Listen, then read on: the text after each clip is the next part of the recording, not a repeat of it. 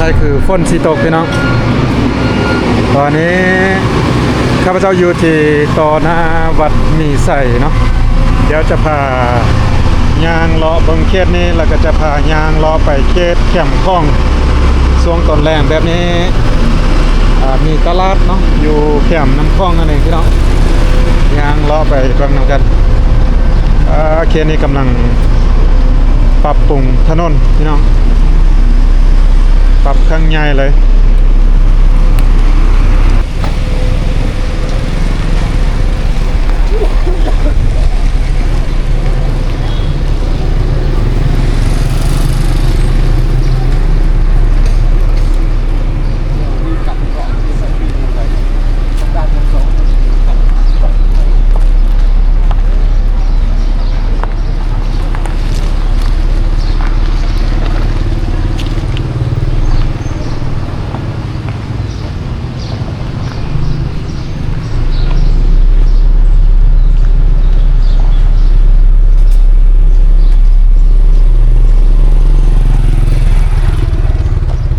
เขตนี้เป็นเขตถนนเศรษฐาธิราชเนาะน่าจะไปเริ่มอยู่เพิ่นปรับปรุงนี่บ่แน่ใจว่าเริ่มจากไฟแดงสีหอมบ่เพราะว่าถนนเศรษฐาธิราชนี่ก็จะเสื่อมไปฮอดพุ่นแหละพี่น้องถนนลานสร้างปรับปรุงใหญ่เลยเนาะบ่แน่ใจว่าเพิ่นสิปูเป็นคอนกรีตขึ้นเห็นส้นหนึ่งปูเป็นคอนกรีตขึ้นแล้วพี่น้อง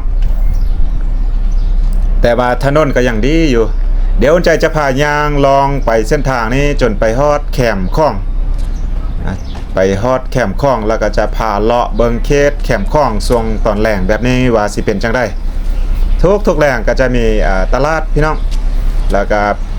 คนนักท่องเที่ยวเนาะประชาชน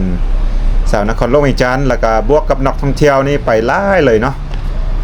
นี่ก็คือวัดมีใส่เขตนี้ก็เป็นส่วนใหญ่ก็เป็นบ้านพักโรงแรมห้านอาหารก็ถือว่าเป็นเขตจุดหลักๆที่ว่านักท่องเที่ยวนิยมมาพักมาเช่าแต่ว่ารู้สึกว่าเงียบๆพี่น้องรู้สึกว่าเงียบปกติอุ่นใจมาแต่ละเทื่อนี่ก็คือว่าคึกคืนเด้นะบ่แน่ใจว่าช่วงนี้นักท่องเที่ยวจะยังหลายปานใดเพราะว่าตอนนี้ก็เริ่มเข้า low season แล้วพี่น้องเป็นช่วงเริ่มต้นเข้าช่วง low season เนาะช่วงฤดูฝนนั่นเองนักท่องเที่ยวก็จะน้อยลงพี่น้องลองไปเบิ่งว่าอยู่จุดตลาดแท้ๆจะเป็นจังได๋เขตนี้ก็เป็นบ้านพักของแฮมเมอร์แต่ก่อนท่านอุ่นใจมาพักอยู่เขตนี้ตลอดแต่ว่าตอนนี้ราคาขึ้นไปเรื่อยๆพี่น้องถึงว่าจะเงียบๆแต่ห้านอาหารบ้านพักต่างๆอยู่เรียบแคมทางเขตนี้ก็ยังเปิดเป็นปกติหรือว่ายังบ่ทันฮอดโมงเทื่อพี่น้อง ปกติซ้ำนี้เนาะตอนช่วงแรงๆตะเวนกำลังตกดินนี่ถือว่านักท่องเที่ยวเต็มแล้วเขตนี้นะปกติมาแต่ละเทื่อพี่น้องโดยเฉพาะเป็นช่วงฤดูการท่องเที่ยวนี่โอ้ยเต็มตลอดเขตนี้จะจองบ้านพักโรงแรมนี่ก็ยากกว่ายากหน่อยนึงเนาะถ้าจองด่วนย่างไปเต็มนิดนึงก็สิฮอดแคมป์คลองแล้วพี่น้องย่างไปเต็มนิดนึงเดี๋ยวจะพาเลาะเบิ่งเขตแคมป์คลองแล้วก็ตลาดเบิ่งกลับไปทางที่เฮาย่างมาเมื่อกี้ก็ยังเงียบคือเก่าพี่น้องเงียบๆเนาะบรรยากาศโอเคเลยเนาะสำหรับการย่างเลาะพี่น้องตอนนี้ก็คือย่างเลาะเส้นแคมป์คลองเนาะเรียบตลาดไปพี่น้องเดี๋ยวจะย่างขึ้นไปจนสุดจนไปฮอดที่เขตสามแยกปากประสักสามแยกประสักพุ่นแหละพี่น้องลองย่างไปเบิ่งตะเวนยังบ่ทันตกดินช่วงนี้เบิ่งตะเวนตกดินน่าจะงามเดี๋ยวจะย่างขึ้นไปเรื่อยๆส่วนตลาดนี้ก็เริ่มเปิดตั้งแต่น่าจะ4 โมงครึ่งพุ่นละหลังจากแดดตะเวนลงแล้วก็เริ่มเปิดละพี่น้องวัดอยู่ฝั่งนั้นแต่ว่าคล้ายๆคือฝนสิตกเพราะว่าช่วงนี้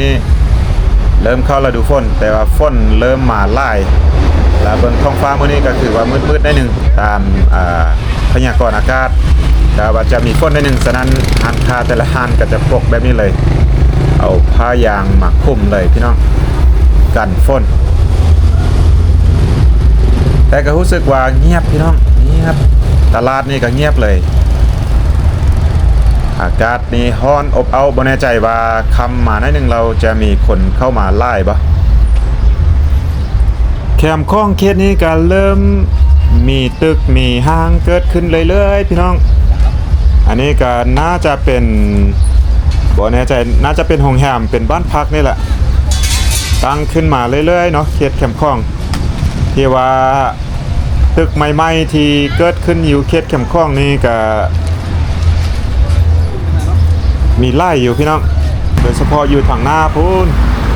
ลังใหญ่ๆเลยเป็นโรงแรมพี่น้องที่ว่าห้ากาสำเร็จแล้วจะเปิดใหม่น่าจะเป็นเปิดปีกายตลาดนี้เกือบว่าบ่มีคนย่างเลยตอนนี้เพราะว่าตอนนี้ก็ถือว่ายักว่าแรงหน่อยนึงแต่ว่าอากาศนี้ยังร้อนอบอ้าวคล้ายๆคือฝนจะมาพี่น้องตลาดนี้ก็ยาวๆเนาะค่ายเครื่องลักๆก็คือเครื่องนุ่งเครื่องใส่นี่แหละพี่น้องเสื้อผ้าต่างๆ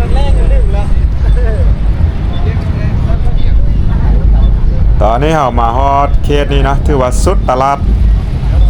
ที่เห็นอยู่ทางหน้านั่นก็เป็นโรงแรมพี่น้องที่ว่าโรงแรมห้าก็ตั้งขึ้นมาใหม่ห้าก็สำเร็จปีกายน่าจะเป็นปีกายพี่น้องเท่าที่จำได้เป็นโรงแรมลังใหญ่เลยตั้งอยู่เขตนี้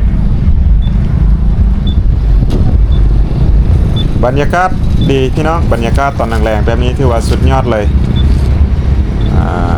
ถนนหนทางตอนนี้ก็ยังบ่คึกคืนเถอะแล้วก็เรียบแคมป์คลองนี่ก็ยังบ่คึกคืนแต่ว่าตาเว้นกำลังตกดินสวยงามเลยตาเว้นกำลังลงเดี๋ยวนี้อุ่นใจมานครหลวงเวียงจันทน์แต่ละเทื่อนี่เอาลูกค้ามาก็จะมาก้อนตะเวนตกดินก็มาเบิ่งแบบนี้แหละแล้วก็ย่างเลาะตลาดชมบรรยากาศซอกกินอาหารอยู่เขตตลาดนี่แหละเขตแคมป์คลองนี่พี่น้องคือว่าบรรยากาศได้เลยแต่ก็คืออุ่นใจว่าไปมื้อนี้รู้สึกแปลกๆพี่น้องเงียบเลยปกติคนมาย่างมาชมบรรยากาศหรือว่ามาตลาดนี่หลายพี่น้องเบิ่งตะเวนกำลังจะลงละสวยงามเนาะตะเวนโดยเฉพาะท้องฟ้าโบแจ้งกว่าได้บวกกับมีขี้เฟือมืดๆแบบนี้เนาะใครคือฝนสิตกแบบนี้ตะเวนตกนี่ถือว่าสวยงามเลยเบิ่งทางนั้นฝนมืดมาแล้วพี่น้องกำลังมืดมาน่าจะมีฝนบวกกับมีลมมาอ่อนๆอยู่อีกฝั่งของแม่น้ำคลองอยู่ทางหน้าพุ่นแม่นประเทศไทยพี่น้องตอนนี้ลมมาอ่อนๆละบ่แน่ใจว่านี่คือเหตุผลที่ว่ามื้อนี้เงียบเหงาเลิกเกินเพราะว่าเทียบใส่แต่ละวันที่ข้าพเจ้าเคยมาย่างรอนี่ถือว่าเต็มแน่นเลยมื้อนี้นี่เงียบสงบหรือว่าเป็นนำฝนจะตกหรือว่าย้อนว่าแม่นทรงโลซีซั่นเนาะเดี๋ยวข้าพเจ้าจะพาย่างเลาะไปเลียบตามแคมป์คลองไปพี่น้องไปเบิ่งบรรยากาศจะเป็นจังได๋แต่ก็คือเว้าไปเนาะเงียบสงบขนาดเป็นแปลกๆปกติคนจะเต็มเขตนี้พี่น้องแต่ก็มีนักท่องเที่ยวก่อนหน้านี้เนาะเป็นช่วงฤดูการท่องเที่ยวก็มีนักท่องเที่ยวหลายเลยเพราะว่าจะเป็นนักท่องเที่ยวไทยลาวต่างประเทศเนาะเป็นฝรั่งมาจากยุโรปเช่นจีนกับเกาหลีนี่ก็หลายพอสมควรเขตนี้เหมาะสำหรับเด็กน้อยเลยพี่น้องมีรถซิ่งมีรถไฟน้อยเนาะให้เด็กน้อยได้เล่นได้ม่วนกันได้ยินเสียงเพลงอยู่ทางหน้าเห็นคนมาเต้นออกกำลังกายพี่น้องคือว่าเป็นสถานที่กว้างๆพอสมควรตอนเช้านี่ก็มีคนมาย่างออกกำลังกายเช่นกัน แล้วก็มีการมาเต้นแบบที่เห็นอยู่ทางหน้าคุณเต้นออกกำลังกายเบิร์ดเสียงเพลงเพราะว่าเคสนี้มันเป็นเคสโล่งกว้างพี่น้องอยู่ขวามือก็เป็นดอนทรายกว้างแล้วก็มีหญ้าขึ้นที่ว่าเขี้ยวสะอุ้มเลยหลังจากนั้นก็เป็นแม่น้ำคลองเราข้ามไปอีกฝั่งแม่นประเทศไทยก็ถือว่าเป็นเขตกว้างพอสมควร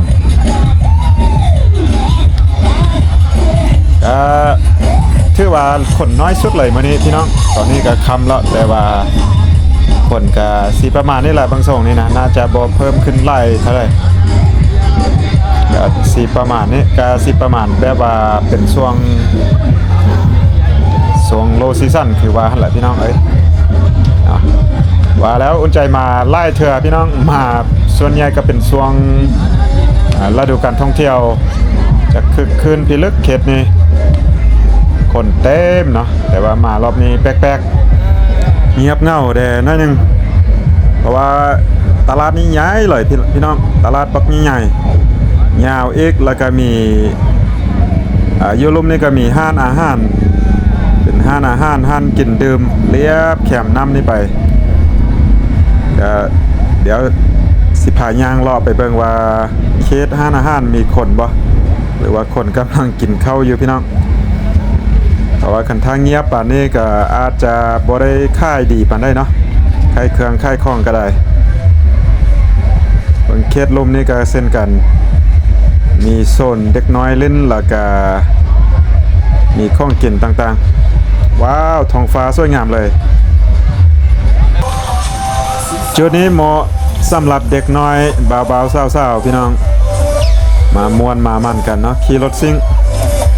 ถ้าเป็นวันพักเวียกพักการพักโรงเรียนโดยเฉพาะวันอาทิตย์วันเสาร์อาจจะมีคนเพิ่มขึ้นเพราะว่ามื้อนี้บ่แม่นวันพักแดถ้าบ่มีนักท่องเที่ยวแล้วก็จะเป็นคนลาวเฮานี่เองเนาะส่วนใหญ่เพิ่นก็จะมาวันพักนั่นแหละ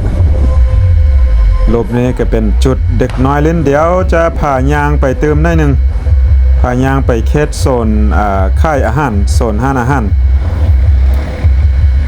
พูนอยู่ลมพุ่นพี่น้องโซนค่ายอาหารนี่ก็ใหญ่พอสมควรมาช่วงหนึ่งเนาะช่วงก็หลายเดือนพอสมควรจำบ่ได้คือว่าบ่เห็นเปิดหลายป่านนี้พี่น้องตอนนี้ที่ว่าเปิดขึ้นมาหลายพอสมควรเพราะว่าตั้งแต่น้ำท่วมปีกายช่วงฤดูฝน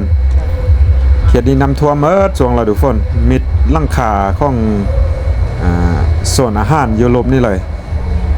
แต่ว่าตอนนี้กลับขึ้นมาเปิดเกือบยักว่า 100% ละอยู่จุดนี้